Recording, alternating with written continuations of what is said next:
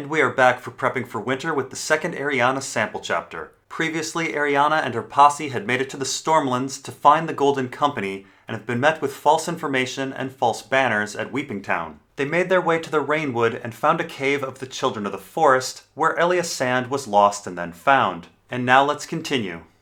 Later, when they made their way back to the surface and her anger had cooled, the princess took the girl aside and sat her down. "Elia, this must end," she told her. "We are not in Dorne now, you are not with your sisters, and this is not a game. I want your word that you will play the maidservant until we are safely back at Sunspear. I want you meek and mild and obedient. You need to hold your tongue. I'll hear no more talk of Lady Lance or jousting, no mention of your father or your sisters." So after Elia's stunt in the cave, Arianna tells Elia that she wants her to play meek and obedient. Now it's interesting that Arianna links meekness and obedience with gender. She doesn't just want Elia to be the servant, but the maid-servant, with no more talk of Lady Lance, Elia's empowered, gender-bending identity. And Arianna keeps associating Elia's behavior with her father, Oberyn. She said Elia was her father's daughter and thinks Lady Lance is her father's name for her. And this attitude continues with Arianna not wanting any mention of Oberyn or the other Oberyn clones, the Sand Snakes. But again, conspicuously absent from this talk is mention of her mother, Ellaria. "The men that I must treat with are sellswords. Today they serve this man who calls himself Jon Connington, but come the morrow, they could just as easily serve the Lannisters. All it takes to win a sellsword's heart is gold, and Casterly Rock does not lack for that." So Song of Ice and Fire continuously puts forward the idea that sellswords are fickle and all they care about is money. In practice, though, we've seen that the houses of Westeros can be fickle and can readily switch kings for monetary benefit, and we have seen that sellsword companies can have deeper motivations. For example, the Stormcrows refuse to switch sides to Dany despite being offered more money because of ethnic and familiar loyalty. And it's Dario who murders one of the other leaders and switches sides to Dany for apparently romantic reasons. The point is, when Arianna tells us that the Golden Company have sellsword hearts, this is likely quite wrong. They probably have quite a bit of house loyalty and attachment to Bittersteel. "If the wrong man should learn who you are, you could be seized and held for ransom." "No," Elia broke in. "You're the one they'd want to ransom. You're the heir to Dorne. I'm just a bastard girl. Your father would give a chest of gold for you. My father's dead." "Dead but not forgotten," said Arianna, who had spent half her life wishing Prince Oberyn had been her father. "You are a sand snake, and Prince Doran would pay any price to keep you and your sisters safe from harm."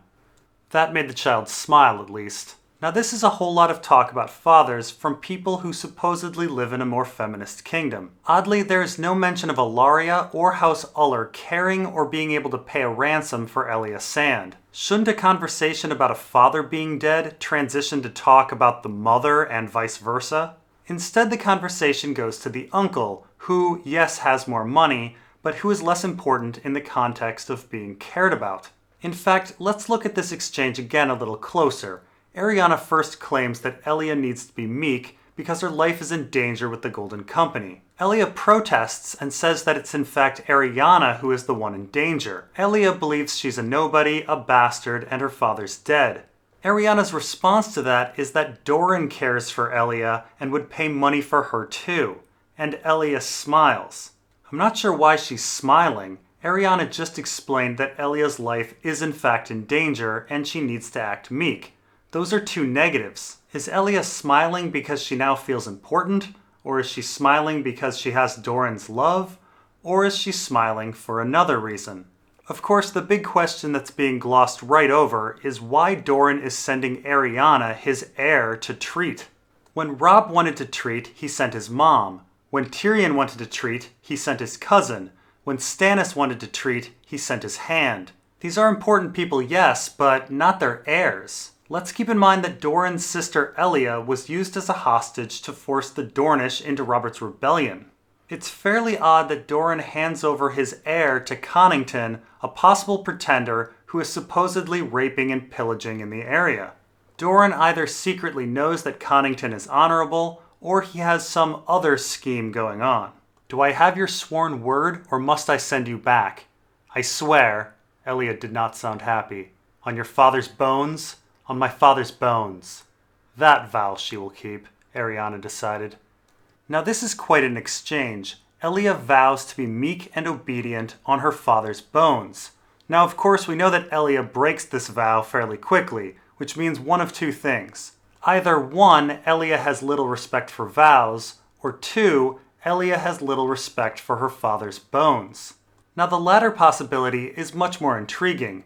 The older sand snakes seem to love and respect their father dearly, but do the younger sand snakes? Arianne has spent quite a bit of time in these sample chapters establishing that Elia is her father's daughter, but is she really? Arianne is certain that Elia is going to keep her vow sworn on Oberyn's bones, and yet quite quickly Elia breaks it. Are Arianne's other assumptions about Elia and her relationship with her father incorrect as well? Arianne seems to lump all 8 sand snakes together, but we should remember that the older 4 sand snakes are fundamentally different from the younger 4 sand snakes. The older 4's mothers are not in their lives to any great extent.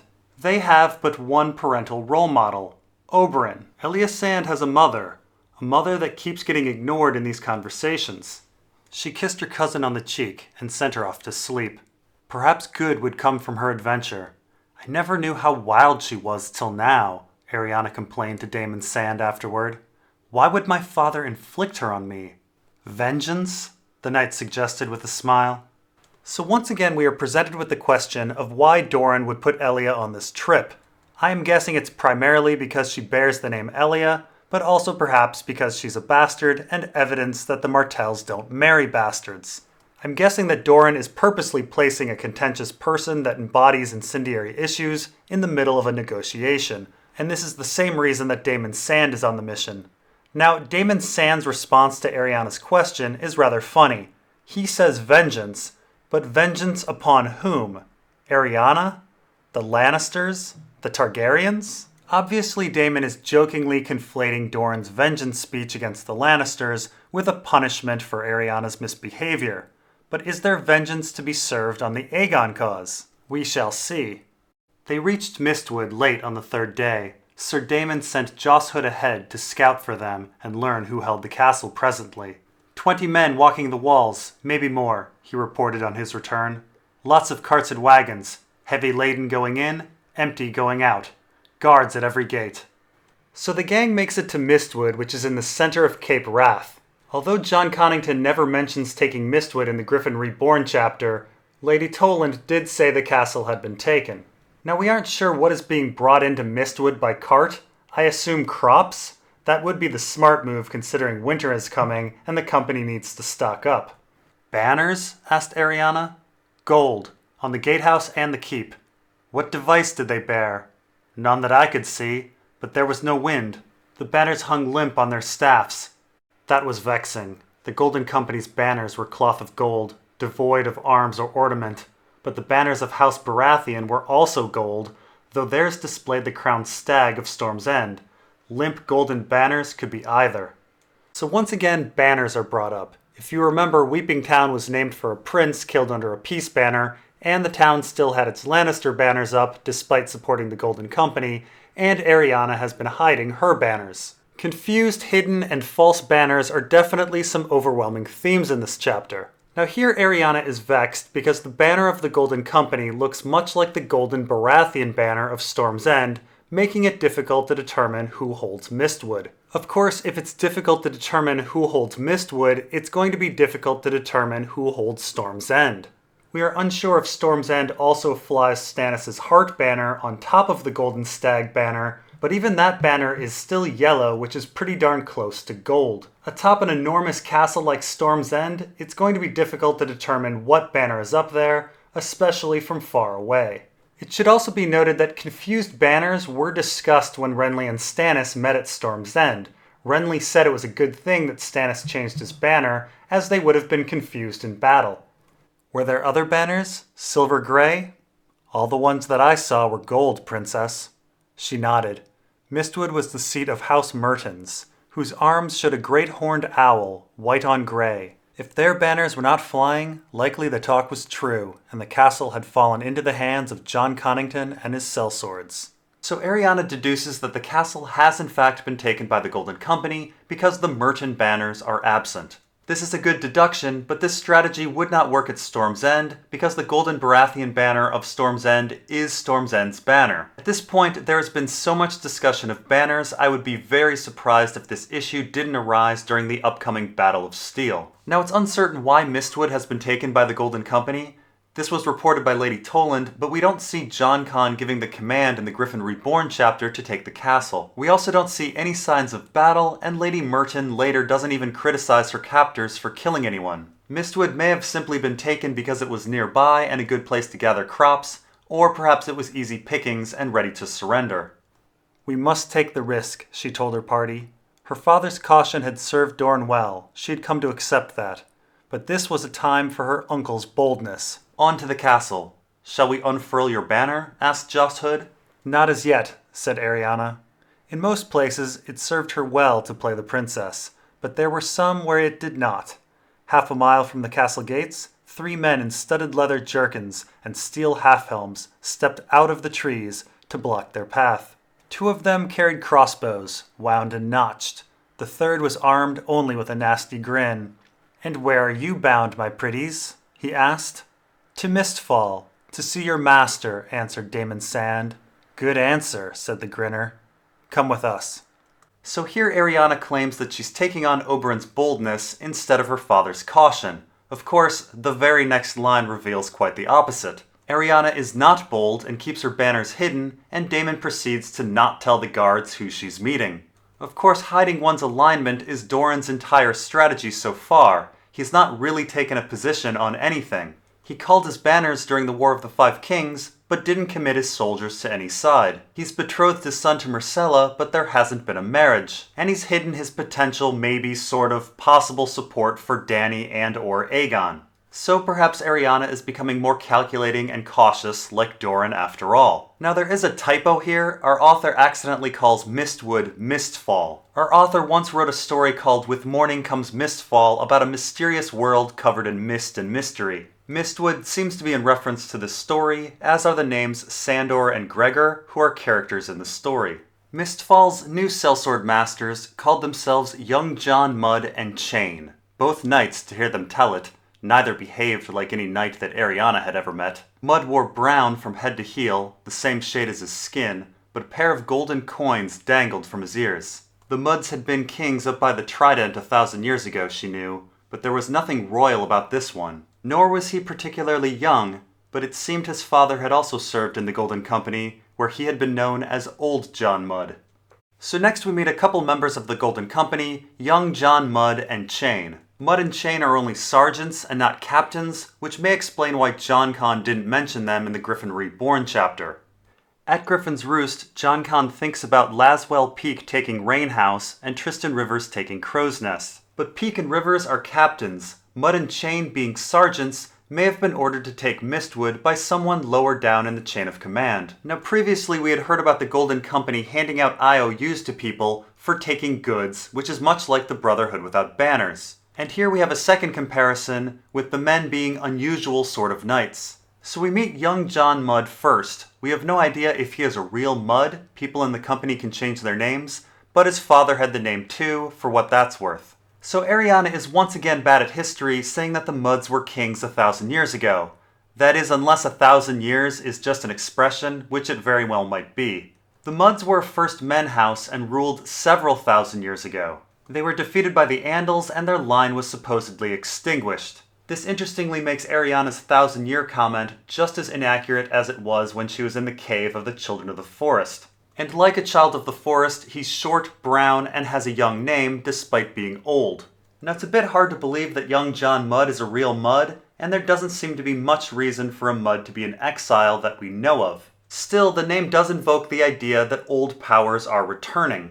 The name John, that is John, may also be of note. There are only 2 Johns to appear in our story. One is John the Oak, the supposed legendary founder of House Oakheart. The Oakhearts did give partial support to the Blackfyres. The other is John the Fiddler, the alias of Daemon Blackfyre II. That said, Daemon II didn't have support from Bittersteel.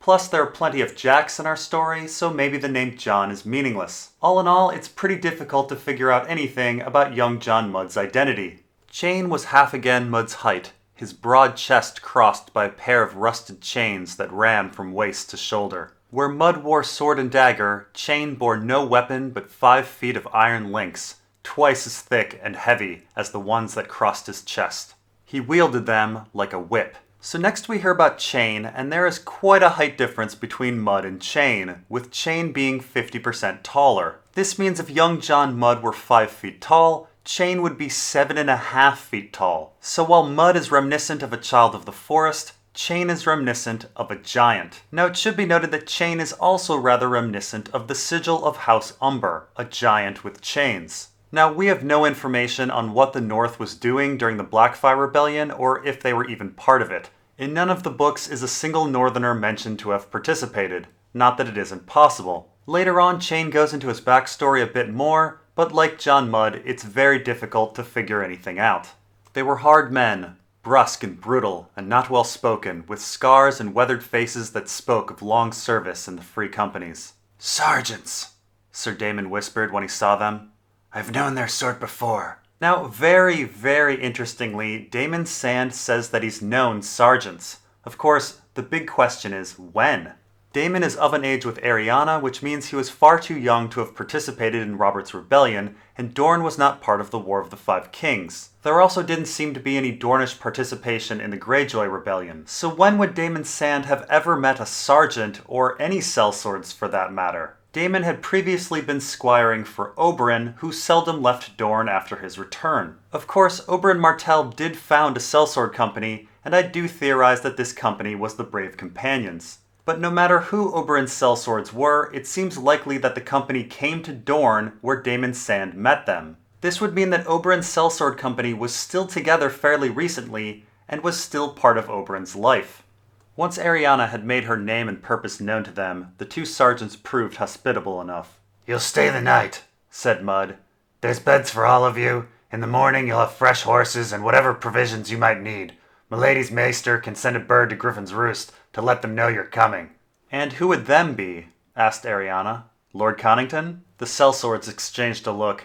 "The half-maester," said John Mudd. "It's him you'll find at the Roost." "Griffin's marching," said Cheyne. So we find out that Jon Con is marching and that this information has been broadcast all the way down to some sergeants at Mistwood for some reason. Now this information is very interesting when you consider the timeline. In the Griffin Reborn chapter, Jon Con takes Griffin's Roost and then sends a message to Dorne. The next day, he says he will march for Storm's End in 11 days. Now our author has been unusually specific on how many days Arianna has traveled. She spends 2 nights in the desert, 1 night with House Toland, 1 night on the ship, a night at Weeping Town, and a night in the cave. This means her arrival at Mistwood would be on the 7th day. So Jon Con shouldn't yet be marching. This means one of 2 things. Either Doran waited several days before he sent out Arianna, which is completely possible, or Jon Con has sent out some misinformation about when he's marching. Again, a big possibility. "Marching where?" Sir Daemon asked. "Not for us to say," said Mudd. "Cheyne, hold your tongue." Cheyne gave a snort. "She's Dorne. Why shouldn't she know? Come down to join us, ain't she?" That has yet to be determined, thought Arianna Martell, but she felt best not to press the matter. So next we find Mudd scolding Cheyne for not being good at keeping secrets. Cheyne doesn't understand why they need to be keeping secrets, as he believes the Dornish are allies. Of course, movements and rumors regarding the Golden Company have been pretty widespread. Even Lady Toland had heard about most of their conquests. And it does seem rather off that these 2 lowly sergeants would be informed about what the main army is doing. Now this rumor about Jon Con marching on Storm's End has reached the enemy itself. In the epilogue of A Dance with Dragons, King's Landing believes that Jon Con is marching on Storm's End. And this makes me wonder if this is misinformation. We've been hearing a lot of things about the Golden Company that are false, including elephants in the Rainwood and the murder and rape of Jon Con's family.